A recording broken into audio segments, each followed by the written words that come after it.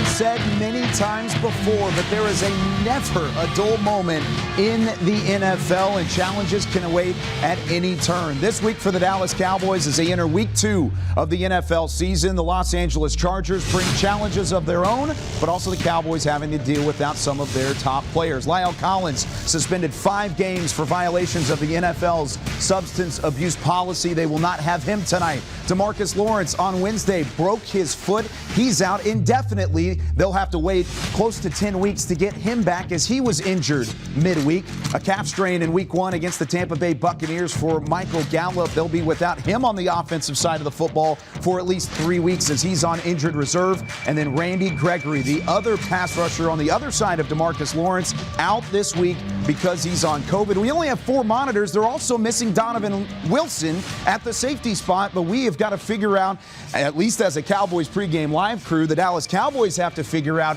how to replace 5 of their top 22 players on both sides of the football. Isaiah Stanback, Barry Church. I'm Kyle Yeomans here for Cowboys pregame live. Week 2 is here, and there's lots of concern around the guys missing for the Dallas Cowboys. But Barry, I ask you right off the top, what is the biggest challenge going into this week? Well, it may be kind of corny, it may be kind of cliche, but, it's got to be that next man up approach when we're talking about these injuries out here. Now, offensively, I think it's going to be a lot easier because you got to plug and play with said Wilson at the slot. I think he can be productive. Terence Steele over there, you can slide the protection. You could chip with a running back, chip with a tight end. But defensively, you're missing your 2 stud defensive ends. Hell, this is up for Dan Quinn. He has got to be able to put his genius hat on and manufacture some way to put pressure on Justin Herbert. Yeah, I agree. I think for our entire team, we're going to have to utilize every single guy on this roster. Everybody who's active today is going to need to be utilized, and they have to use their skill sets that they have and their attributes to their advantage. Dan Quinn, Kellen Moore have their hands full today, putting guys in position to be successful. We need all hands on deck because our big dogs are gone. Once again, Michael Gallup, Donovan Wilson, La'el Collins, DeMarcus Lawrence, Randy Gregory, all inactive today. We'll have some more inactives coming up later in the show, and there's going to be some shifting around in terms of how they fill these roles, both on offense, both on defense, and then you also add in special teams, and we're going to hit all of that over the course of the next hour. But let's go ahead and go out to L.A., where the Cowboys will face the Chargers for the 12th time in organizational history. And we're joined now by Nick Eatman live from SoFi Stadium. It's the first game at home for the Chargers in front of fans. What's the atmosphere like out there, Nick? Well, it's definitely different than what we saw last year, of course. I was here. I was fortunate to be here last year. You could hear a pin drop, and so a little bit different, as you would imagine. And, early on here, as the fans are filing in, a lot of Cowboy fans, as we expected. I kind of thought close to a 50-50 split, but we're seeing a lot of Dallas fans, a lot of Dallas jerseys. But then this is the home opener for fans for the L.A. Chargers, and so I'm hoping I don't ever say anything other than L.A. I've been saying that SD a couple of times this week, but no, not today. We're definitely in Los Angeles, taking on the Chargers. And, guys, I'll tell you this. You guys are looking really clean over there, all right? I guarantee you guys are looking great. Hey, this is going to be the cleanest set of uniforms you've ever seen together on the field. This is outstanding. The Chargers with those tight whites all the way down. Cowboys wearing the white pants today with the navy. Ooh. Man, this is going to look awesome on the field. This is going to look really good. All right, Nick, all Cowboys Nation wants to know here, Parsons, are we going to see him at full-time at defensive end or more of a spot duty as this game goes on? Guys, I kind of, it's cutting. Yeah, we are having some technical difficulties here with Nick Eatman. We'll try and get back out there in connection when we get reestablished. That is the question. That's the question that everybody is asking. Micah Parsons, there were reports this morning that he will play at defensive end, the linebacker who has shown pass rush abilities throughout his time, both at Penn State in 2019 and then moving into, of course, the NFL throughout the preseason and then week 1. We do have Nick Eatman back, and just kind of rehashing the question that Barry Church just asked. Actually, we lost him again. So we're going to try and get Nick Eatman throughout the course of the show, but I'll ask you your own question. Okay. Do you expect to see Micah Parsons at the defensive end spot full time today? I would love to see him as a spot duty because this guy, with Gregory down, with D-Law down, he's our best defender. He's our best defender out there. And if you put him on that defensive end spot full time, it kind of takes away from his sideline to sideline ability, his playmaking ability, and he'll be over there wrestling with a big 300-pounder all game. We don't want that. I would love to see him in spot duty instead of a full-time role at that defensive end. Yeah, same thing with you, Barry. I think that, you want to sprinkle him in there. I think you want to be versatile in your offerings in terms of our defensive looks. You do not want to just put him in that position. The reason why, he doesn't have enough weight in the trunk. All right? And when you're playing this game, this NFL game against grown men, you have to have some weight with you. And unfortunately, he's explosive, he's fast, he's strong, but he's still going against 300-pound grown men that could throw him out the club. So let's sprinkle him in there. Let's give him the advantage, but let's not ask him to do that in terms of be a D-Law, because he's not. He's not at all, and neither is Randy Gregory, neither is Dorrance Armstrong. They're going to have a couple guys filling in. Then you look on the offensive side of the football. We mentioned La'el Collins straight off the top, quite possibly the most hurtful, damaging loss, I think, this week specifically for the Cowboys, because Joey Bosa's on the other side of the line of scrimmage, and a three-time Pro Bowler and one of the best players defensively in the NFL, going up against Terence Steele, who is slated to start at right tackle. Zach Martin does make a return. That is a positive note for Cowboys fans out there, and here's what his thoughts are on that situation at right tackle. Yeah, I think, I've played a lot of games, and I've played next to, obviously, Tyler and Terrence, and, gotten a ton of reps with Ty during camp. So I'm confident in whatever combinations out there that we can get the job done and really thrive. So, like I said, I've had a lot of reps with those guys, and I feel good about it. I'll ask this way, have you ever said, I don't want to move off the right guard? You played 2 games last year at right tackle. I did. I think that was different circumstances last year.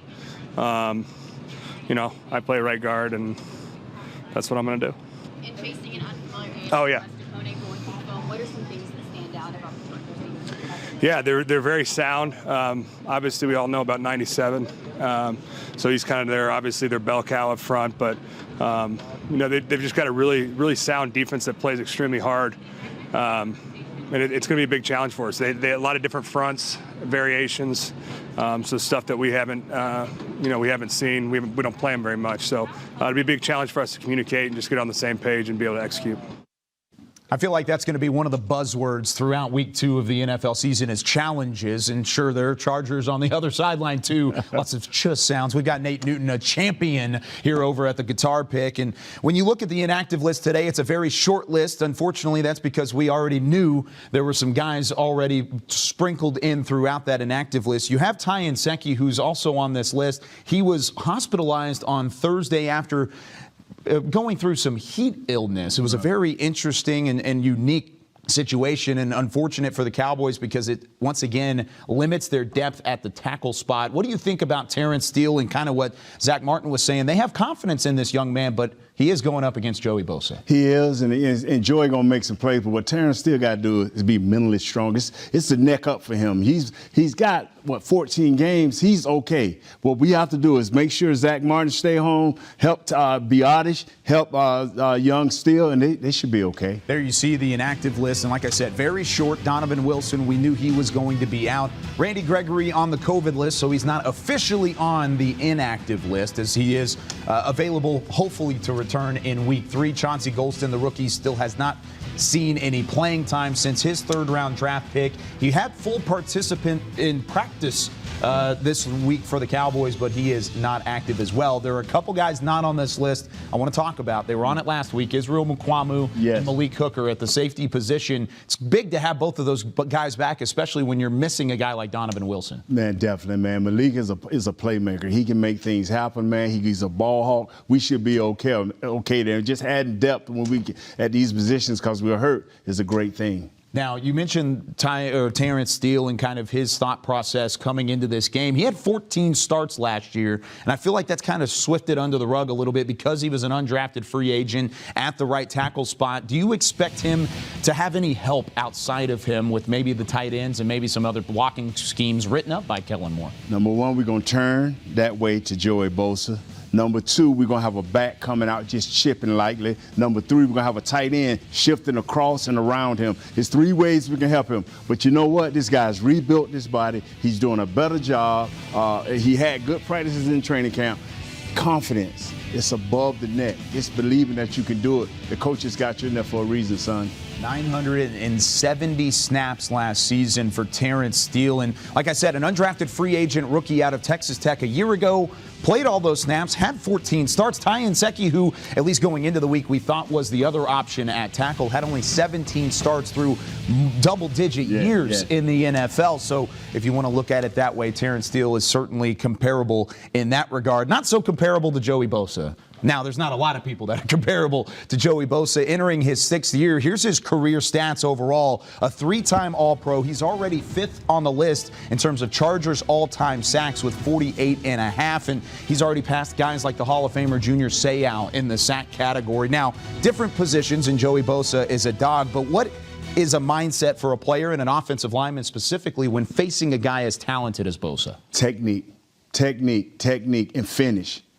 No matter how he gets you, he can get you in some bad positions, but you finish the block. You never give up. You never say die. And when you get a chance to take him to the ground, you maul him. You hurt him. You be as physical as you can. I mean, I know that's a lot to ask against a Pro Bowler, future Hall of Famer, but you got to do what you got to do. And that's not the only matchup that Cowboys fans are going to have to keep their eye on. Both of these teams match up extremely well. And while we've been standing over here at the guitar pick, we actually have had Barry Church and Isaiah Stanback quickly go outside. Yes. And, hey, they took off the jackets. They've got the polos on. And they're going to talk about another matchup, this time outside of the tackles. Isaiah?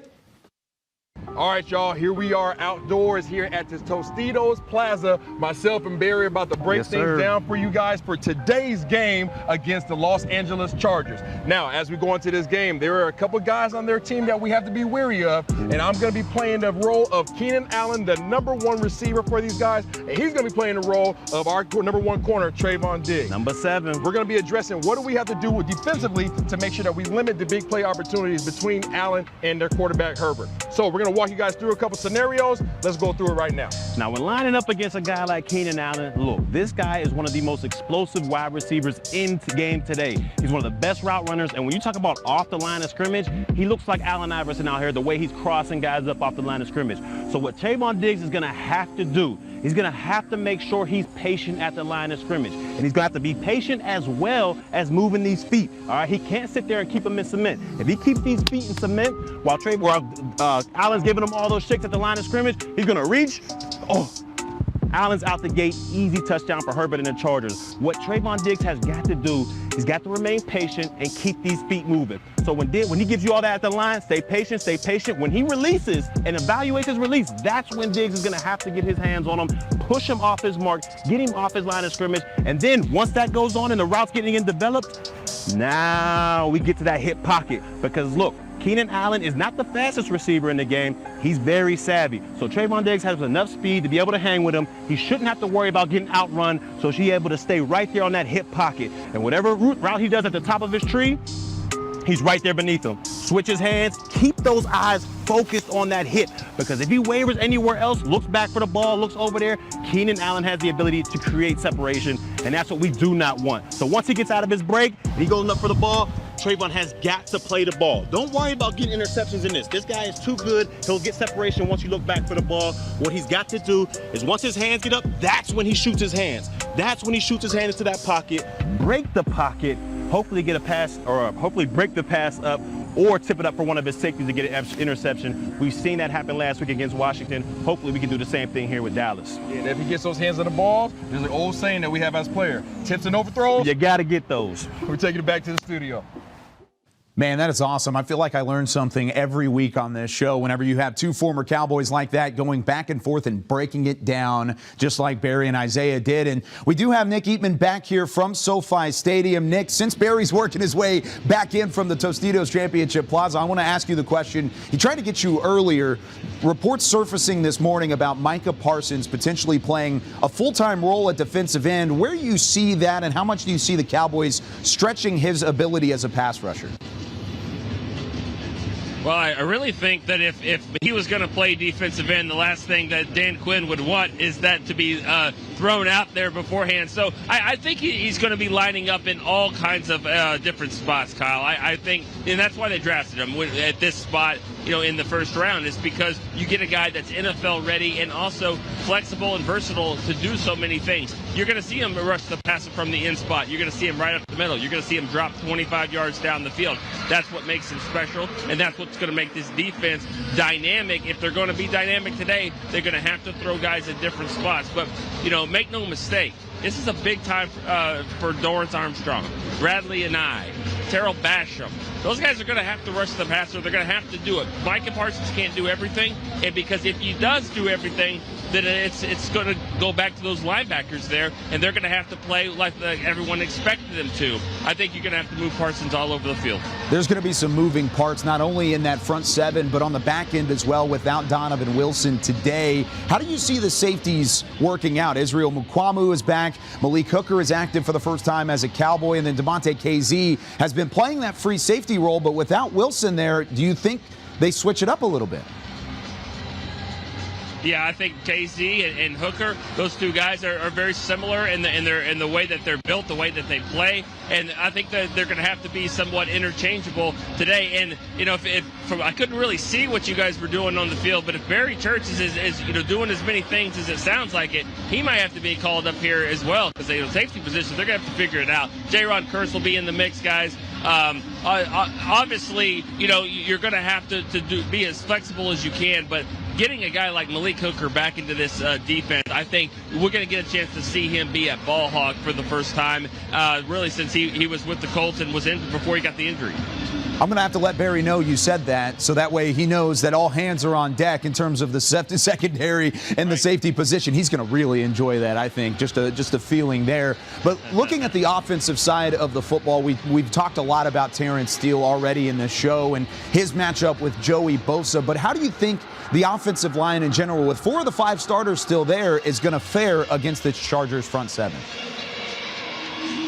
Well, I think having Zach Martin back, obviously, I'm not breaking news here to say that having a 6-time All-Pro guard, a future Ring of Honor, maybe Hall of Famer back in the lineup is going to help. But he's going to help more than just the right side. He's going to help the guy to the left of him, I think, too, in the center, Tyler Biadasz. And so just having his presence should really calm things down. It's going to be a different type of matchup going up against the Chargers instead of the Bucs, and they really have some big horses there right in the center. A little bit different, more outside for the Chargers, and like you mentioned with Joey Bosa. But I just feel like having Martin here is going to change things. He'll help Steele. He'll help Biadasz. He'll also do his own job there. And Terence Steele, what a difference a year could make for him. If you remember, he started his first game here against the Rams, played fairly well until the last drive, gave up a critical sack when the Cowboys were trying to drive. And so he started 14 games. He had some moments in some of those losses. Let's see if he can clean that up today.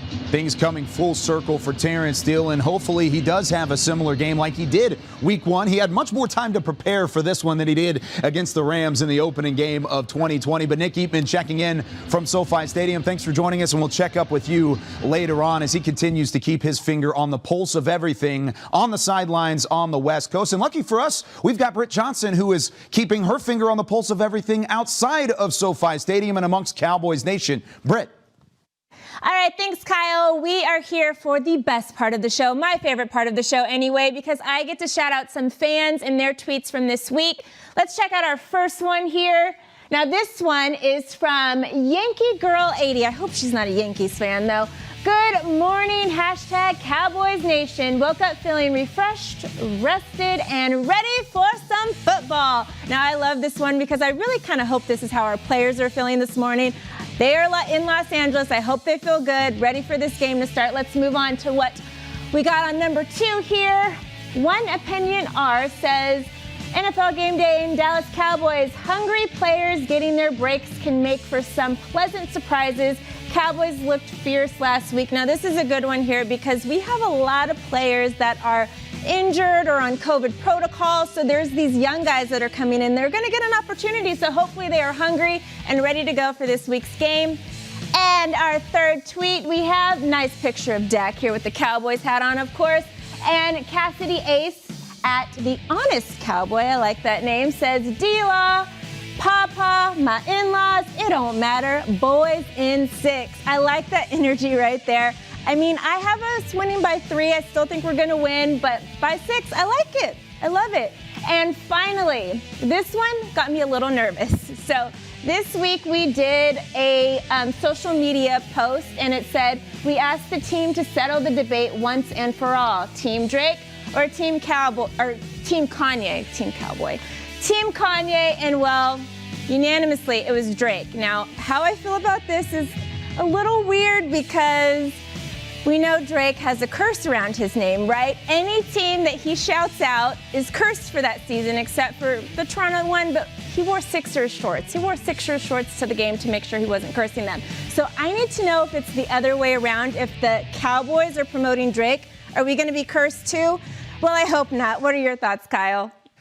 I don't really know how that works, if it's reversed back and forth. And luckily, Drake's not the one talking about the Cowboys. So I would say, you know what? I think we're good. I think we're okay in terms of the Drake curse. Are you Drake or Kanye? I don't know either one of them really. Fine. So yeah, whatever. I just wanted to ask either way. Zeke or Pollard? Zeke. Oh, okay. You got a couple guys there. Yeah. And I mean, that's been a topic of conversation. Also, passing or rushing the football has been a topic of conversation this past week. Last week, it was very heavy in the passing game for the Dallas Cowboys. Do you see Kellen Moore getting a little bit more balance this week against the Chargers? Yes, he will. And not so much that they need to do that. It's just the personnel is different for this team we're playing, the Chargers. So we got Zach Martin back. What you can do now is you can move the ball in the middle and let Zeke be his hammer himself, and then Pollard come out and jump outside. So it's more the personnel that allows him to do this. It's really looking at the run game last week, 11 carries for Ezekiel Elliott. It was one of the career lows. The Cowboys are 0-8 when he gets anything less than 12 carries as a part of the offense. He needs to be a part of it. Do you think with the personnel matchup that they have this week that they will go that direction? Oh, they got to. I got to. History shows that you just gave us the statistics, so we need to see a little bit more Zeke, whether it's to the inside, to the outside, whether you put him in the slot, whether you put him in motion. He brings another dimension to the team that other teams have to respect. Now, here in Cowboy land, we ain't as high on Zeke as we used to be, but I'm still high on Zeke. You put him on the field, you give him his 20 touches, and you'll see a difference in this team. Is Ezekiel Elliott concerned about his usage, at least in the offense, through 1 week of 2021? Well, let's hear from himself and what Zeke had to say. I mean, if you know football, if you are in this building, then you can tell that someone can have a solid game without, having the best statistics. I mean, if you don't understand that, then you probably should study a little more. I mean, every week we're coming out, with trying to win a football game, but we definitely don't want to start 0-2. So, I mean, we just got to make sure that, we were prepared this week, clean up the stuff from last week, and get ready to go win a ball game this weekend. So Zeke not necessarily worried about his usage. He wants some wins. That's what matters to 21. But if you look last week, Elliott had 39 scrimmage yards on 13 total touches. Tony Pollard had 43 scrimmage yards on just 7 touches. So, Isaiah, whenever you look at 21 in the backfield, should there be a legitimate concern? There is no concern, and there shouldn't be in Cowboys Nation or anywhere else in the nation. I think that Kellen Moore has to do a better job of making an assertive effort of getting Ezekiel Elliott the ball. And that is the bottom line because Isaiah says so. Right? You saw last week, Tony Pollard, they made an effort to get him the ball, whether it was running the ball, whether it was a screen route, whatever it may be, they were scheming up things for him. Why not do that for your RB1? Now, you took the words right out of my mouth. I mean, look, Zeke got all those kind of hard, pound them in the gut type runs, and you got Pollard out here doing sweeps and screens and dumps off in the offense. So I just think if we can just switch their roles a little bit, I think we'll get a more explosive Ezekiel Elliott, a more productive Ezekiel Elliott, and that's what all Cowboys Nation needs. And there's been no concerns around Dak Prescott, at least through 1 week of the season, returning from the ankle injury and the shoulder injury that he suffered in 2020 and then into the preseason this year. He threw the ball 58 times last week, and he put up some pretty good numbers against Tampa Bay. His 8th career 400-plus yard game. It was the second most for a quarterback in his first 6 years in the NFL. He's only behind Dan Marino in terms of 400-yard games. And, well, we talked about the usage. He certainly had plenty of opportunity to throw the football. But how does he have a good encore here, Isaiah? I think he just comes back and continues to make smart decisions. Continue to move these chains. Obviously, he needs help. He needs a committee around him, and it doesn't need to come in the form of throwing the ball. 58 reps is too many throws on him, regardless if he's coming off injury or not. In order for this team to be successful, we need a more balanced offense. It really is no such thing as balance. We just need to make sure that we establish a running game. Yeah, can he keep up this momentum? Of course. He's a young guy. He can make all those throws. But just like you said, I just do not believe that that's the route we need to go. I'm more of a believer that the more balance we got, it can help out our defense. It keeps them on the sidelines, keeps them rested, get them well and ready for the next go-around. And then we look at this Chargers defense. They specialize in a 3-3-5 and a 3-4. Those running lanes should be wide open for Ezekiel Elliott to eat. Hopefully he gets this full tonight or today. Dak Prescott got a chance to speak about his hot start to 2021 with the media earlier this week. I thought it was a pretty good game. I don't know if I could say the best game that I had.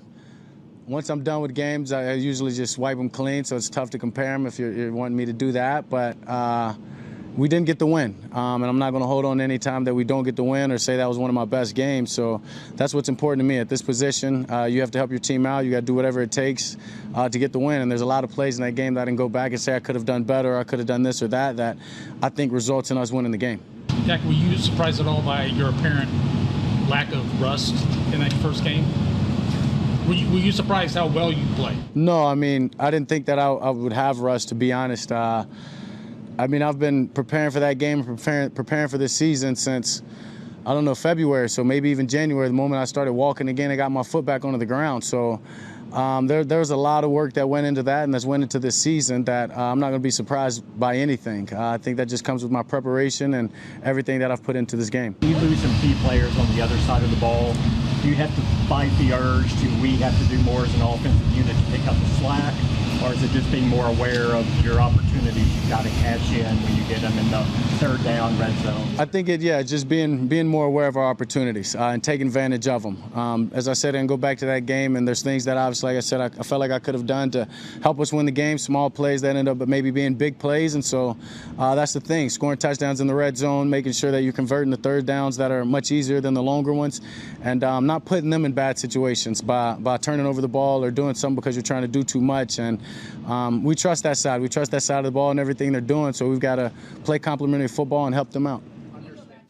Prescott will have one last weapon to throw the football to this week without Michael Gallup as a part of the wide receiving core. But I ask you this question, Nate Newton.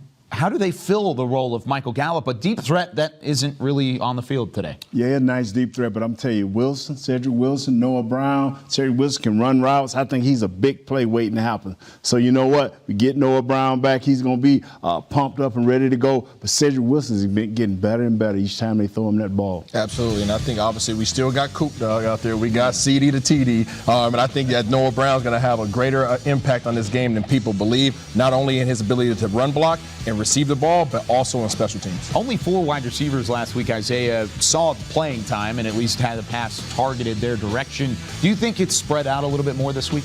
I think you'll probably see more of the same. I think you'll see more of the same. The reason why is because last week we ran so much 12 personnel with Jarwin and Schultz, and I think that you'll see more of that this week, obviously with the threat at defensive end with Bosa. You know what I feel is this right here. I'm all about the big stars. I'm about Cooper. I'm about CeeDee Lamb. I'm about Zeke. I want them to have the bulk of the balls. Find a way. You spoke of it earlier, Isaiah. Find a way, coach, offensive coordinator, to get these guys the ball. I want to see our playmakers making plays. I really think going back to week 1, the play from the play calling, I should say, from the offensive coordinator, Kellen Moore, was as good as it's ever been to set guys up like CeeDee Lamb for success underneath that Tampa Bay defense, and they'll have to do that again with the pass rush that the Chargers have overall. But with no Gallup in the rotation, you would think the tight ends in that rotation might see a couple more extra targets this week. Dalton Schultz last week, 6 receptions on 6 targets. He played 57 snaps. He was not supposed to be the starter going into the year. Blake Jarwin still sits atop the depth chart, but Jarwin only had 3 receptions last year, and you see the career stats actually leaning toward Dalton Schultz early in both of their careers. But Isaiah, when you look at it, How do you feel like this rotation will play out tonight? Yeah, I don't think it's so much of a rotation. I think, again, you're going to see kind of what we saw last week in terms of them trying to make sure that QB number 4 stays upright. So you'll see a lot more 12 personnel. Both of those guys are in there. Listen here, Schultz did a heck of a job last year, and by him balling out last year like he did, we now know that we have 2 legitimate receiving threats and blocking threats at the tight end position. So I think we'll be effective when both of these guys are involved in the game heavily. I just think that as time play out, who's the better run blocker? Yeah. Who will get the most snaps? It's just time play, because Schultz is a little bit more physical than the other guy. So I'm looking for Schultz to make big things. He runs a little bit harder. He looks a little bit nasty. And maybe that's just the old school Nate talking about football, you know? And with these tight ends, you're going to have to exploit the second level of the Los Angeles Chargers. And there is a noticeable amount of talent at that level. And it starts with guys like Kenneth Murray Jr., the Oklahoma product in that second level. What kind of challenge do they present? They present a major problem for us. I'm just going to keep it real. Obviously, we have Bosa on the first level that you have to worry about. He may drop out in coverage every so often. But again, to your point, Murray, he's sitting right there smack dab in the middle. Oh, and by the way, there's an all-pro guy by the name of Derwin James who just happens to like to walk himself up to the second level. So we have to be cognizant of where both of these guys are. Not only do our offensive linemen have to get past that front line, but they have to get up to that second level and dominate those guys in order for us to be effective. Assignment, alignment, and execute. Do your job. Don't try to do anything extra. Do your job, because, hey, as y'all said earlier, it's going to take every guy to do his job to make this successful. Okay, let me just go ahead and take a note real quick. Week 2 is when we get the first assignment and alignment reference from Nate here on Cowboys Pregame Live. Let's go for our first time to church service. It's Sunday afternoon. Britt Johnson and Barry Church with a little bit of church service teaching us this morning.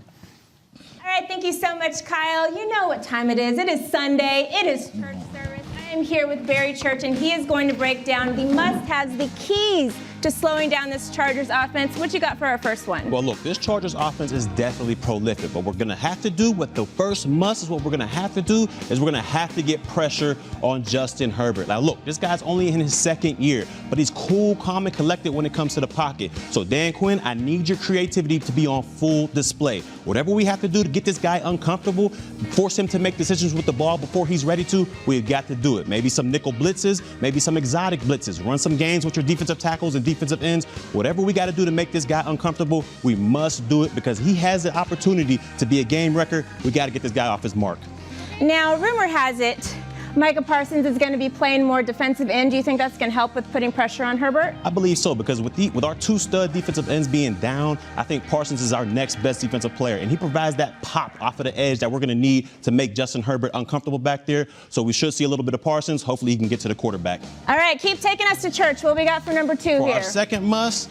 Look, this is my boy Isaiah Young Saran wrap. We got to keep this guy, Austin Eckler, bottled up. And to do that, we got to be great in our run discipline. If you're in the A-gap, stay in the A-gap. If you have outside contain, make sure your outside arm is free and contain this guy. He's another weapon that could be a game buster for us. We got to keep this guy under wraps if we want to slow down this Chargers offense. I believe we can do so. Well, you wrapped that one up well. You see what I did there? I love what you did right there. All right, what we got for number 3? Our third must is we have got to know where number 13, Keenan Allen, is at all times. This is one of the best wide receivers in the National Football League, one of the best route runners, and creates separation with the best of them. We got to know where this guy is. When he breaks the huddle, I need that secondary to go, oh, there's 13. There's 13. There's 13. We got to know where this guy is. He's a game buster out there. And when you get on the line of scrimmage, beat this guy up. Throw that timing off between him and Justin Herbert, that chemistry they have. Throw that off a little bit, and we should be able to slow this Chargers offense down. But, Britt, let me tell you one thing. If they're able to do these 3 things right here, these 3 things that I laid out right here, if they're able to do that, not only will we slow down that Chargers offense, but we're walking away with a dub today. Oh, official? Official. Okay, You heard it here okay. first. Church service.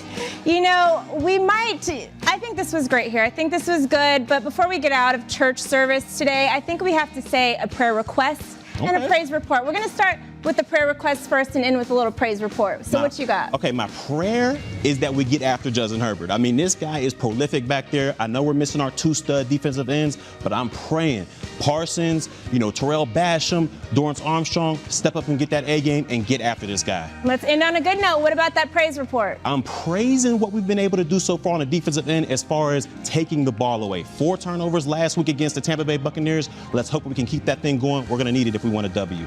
All right, well, that is church service for y'all on this fine Sunday. Back to you, Kyle.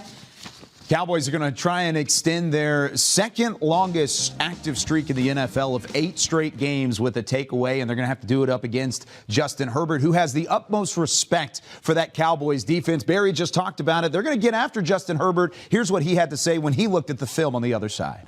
Yeah, they forced a lot of turnovers last week, and that's something that we have to be smart about going into this week. And we have to emphasize fundamentals and ball security because they did a good job forcing turnovers last week. And, they've got some real athletic guys. Some of those linebackers are some of the best in the world. So it's a tough defense, but a good opportunity for us. What have you seen from the secondary primarily as you watched on film this week?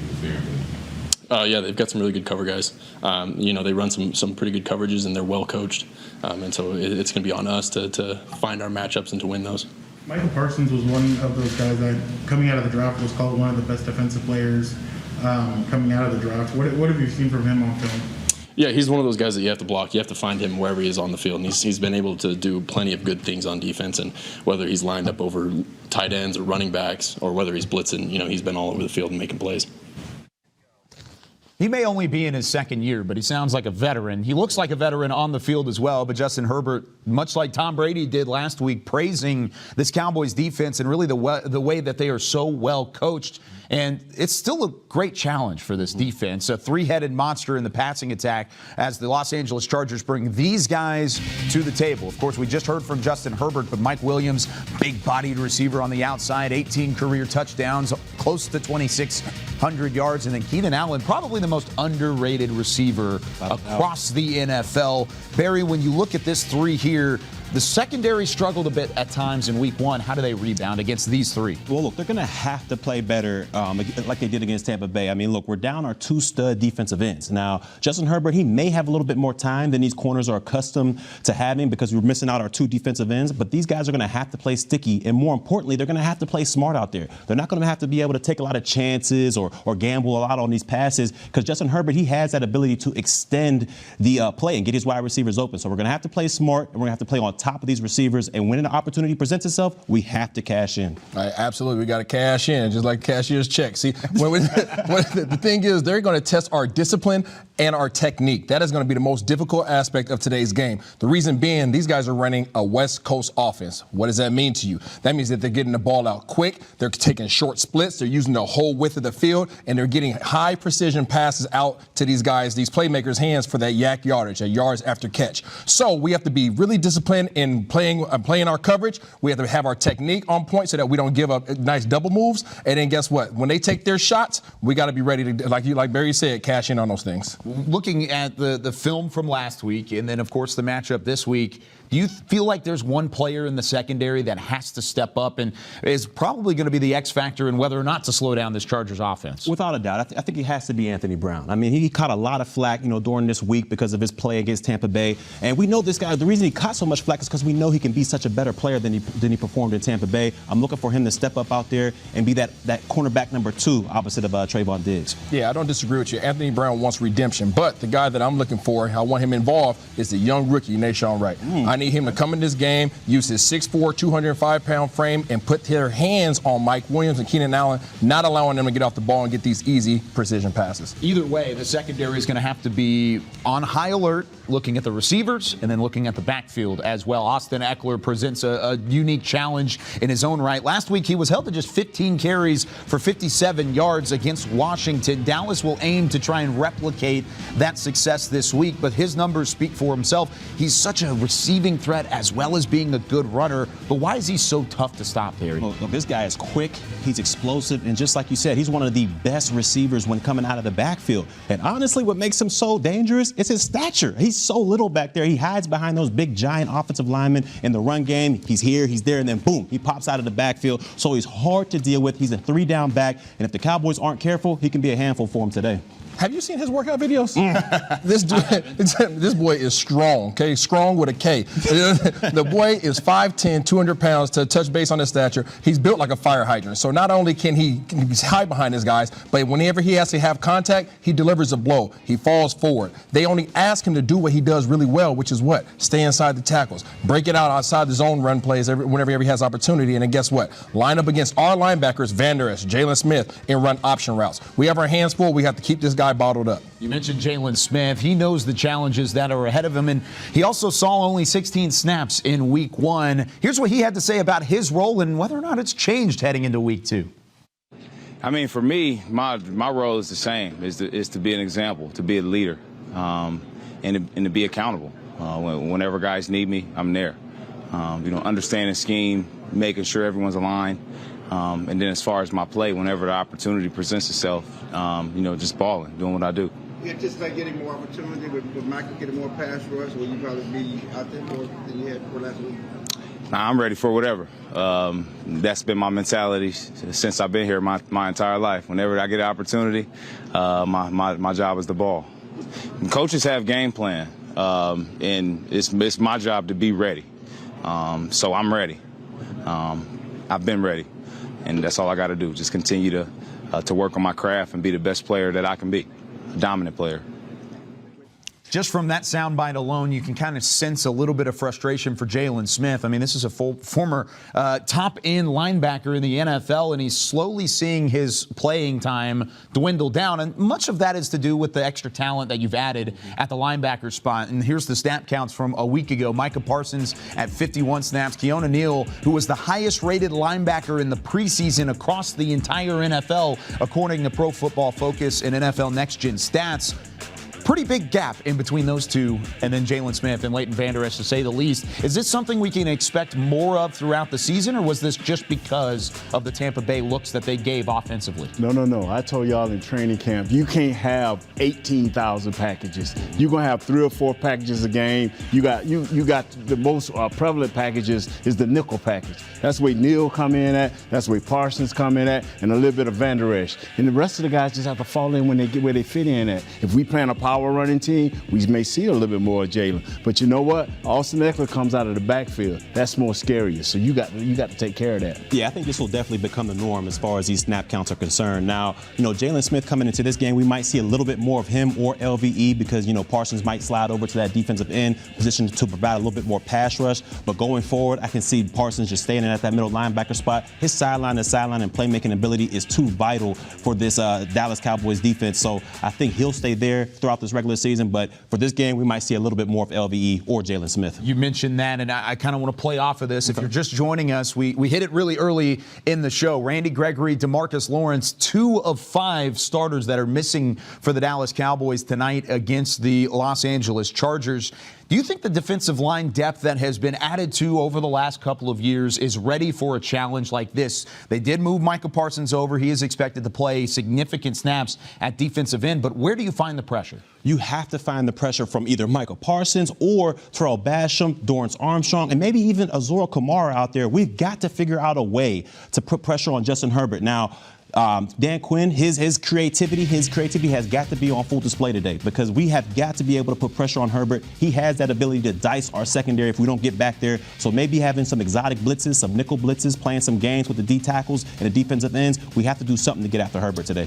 You have to be in control. When you're playing these tackle end stunts, you got to be in control. You got to stay in your lane. You can't get this kid. It's a big kid. He can run a little bit. So you stay in your lanes. But you know what? Terrence Armstrong has been around a while. Basham has been around a while. They are looking for this opportunity to make some plays. But if I'm Coach Quinn, I'm giving them 4 or 5 snaps and getting them out. These are backups. These are guys that are not used to 50 and 60 snaps. So you get to keep that rotation going. That's an interesting thought because you think now with the depth, without guys like Lawrence and Gregory in there, you're already shorthanded. So you move Parsons over, then you're going to have a rotation. Yes. Yeah. So those guys, those younger players like Bradley and I, and maybe even Azur Kamara, will see significant snaps this afternoon in L.A. You mentioned Dorrance Armstrong. He had a total of 17 pressures throughout his career. He also had 2 sacks in the preseason, both coming in that week 2 of the preseason against Arizona. Here's what he had to say about the challenge at hand and what it's like missing those 2 studs that were the starters at the edge spot.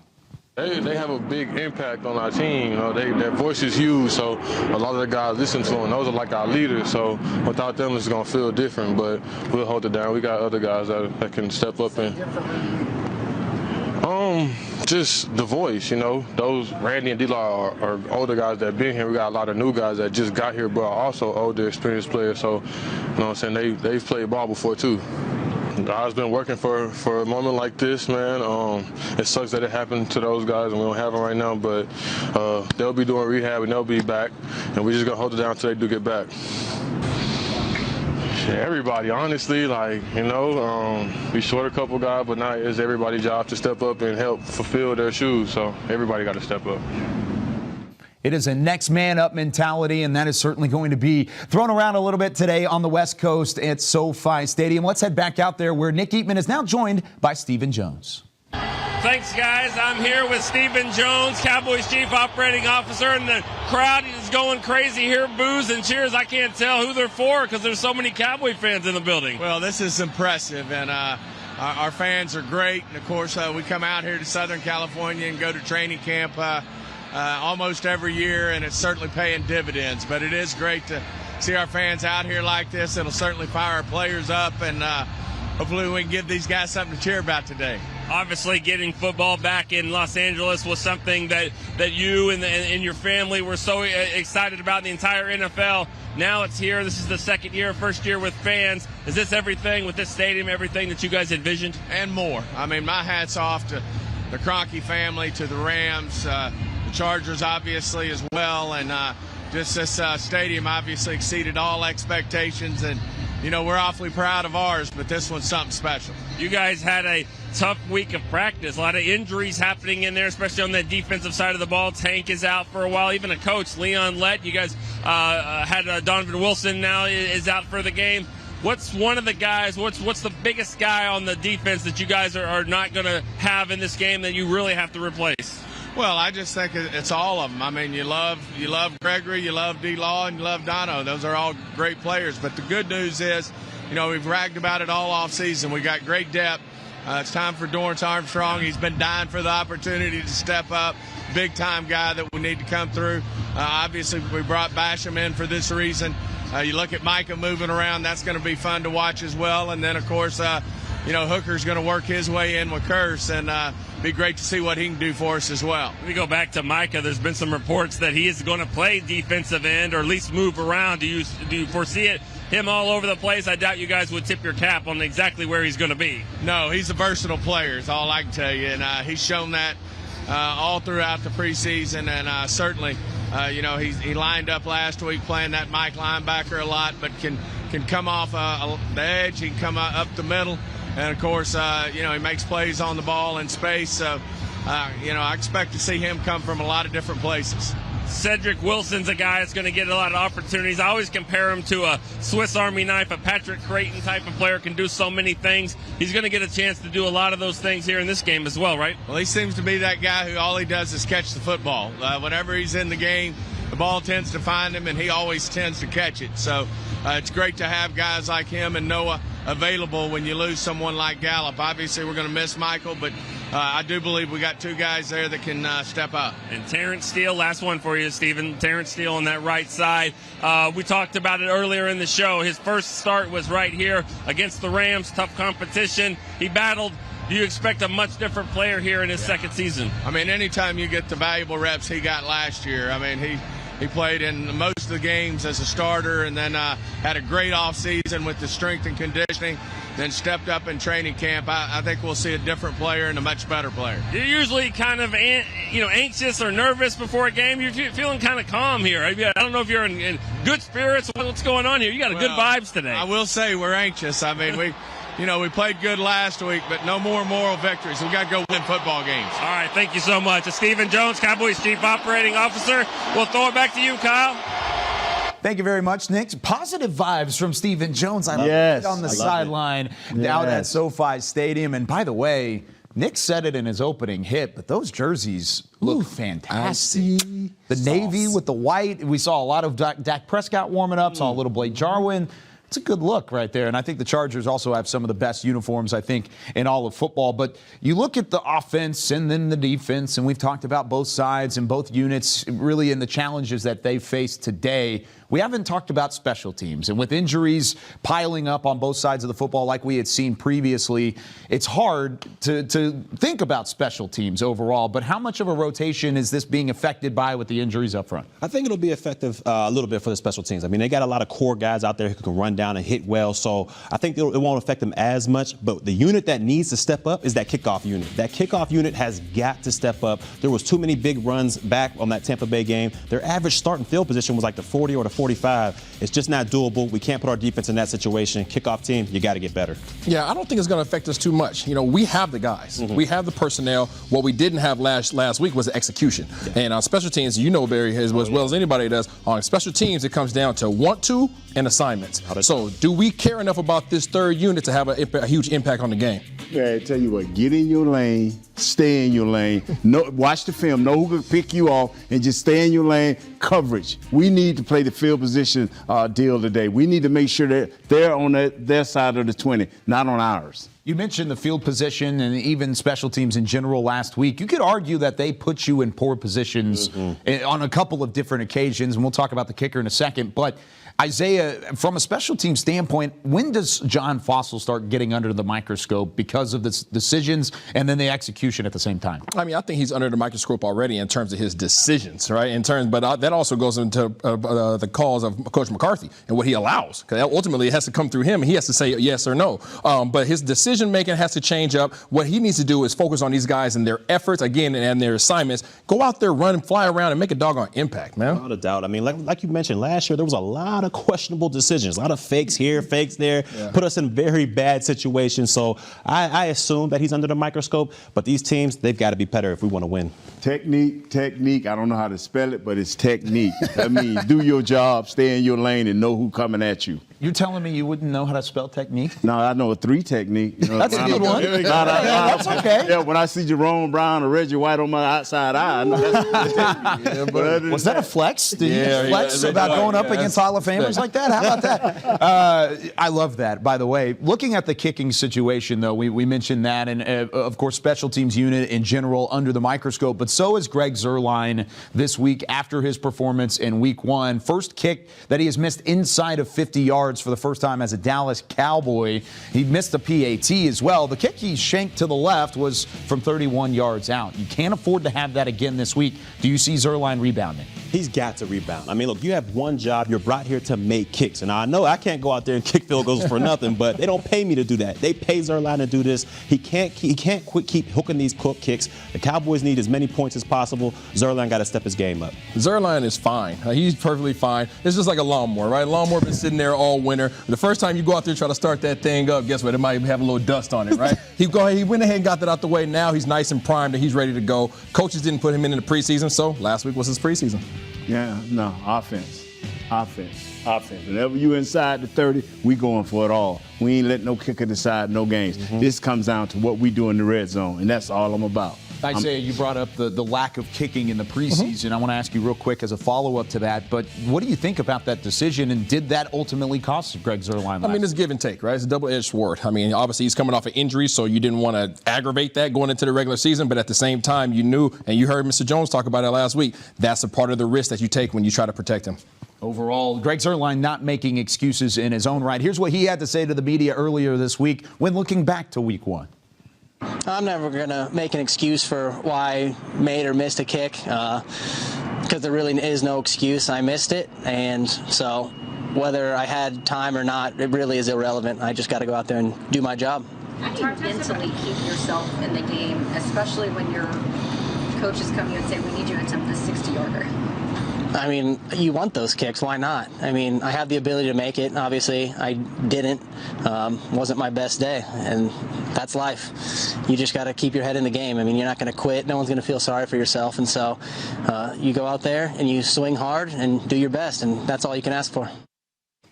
Greg Zuerlein taking responsibility, saying he didn't do his job well in week 1. He's got to be better this week, and he'll do so in front of what is supposed to be a road crowd out in L.A. at SoFi Stadium. We saw it with Stephen Jones in the interview with Nick Eatman earlier. There are a lot of Cowboys fans on the West Coast, and Dak Prescott showing a little love to some of the Cowboys fans on Twitter, at Dallas Cowboys, and Dak throwing towels to the fans. How about that? You love that from QB1, showing the love, especially when you have a ton of Cowboys jerseys on the road at SoFi Stadium. Kickoff, of course, at 3:20. But before we get to kickoff, what are the keys to the game? Barry Church, I want to start with you on this one. How did the Cowboys get a win in week 2? Look, I've been preaching it all pregame, especially in church service, but we have got to get after Justin Herbert. I mean, he's a young guy back there. Disguise our secondary a little bit. Get pressure on these guys because, look, our secondary, I mean, our defensive line, we're kind of thin right now. We're kind of thin right now, so we got to make some exotic ways to get after him, but we've got to rattle this guy if we want to go ahead and get this dub today.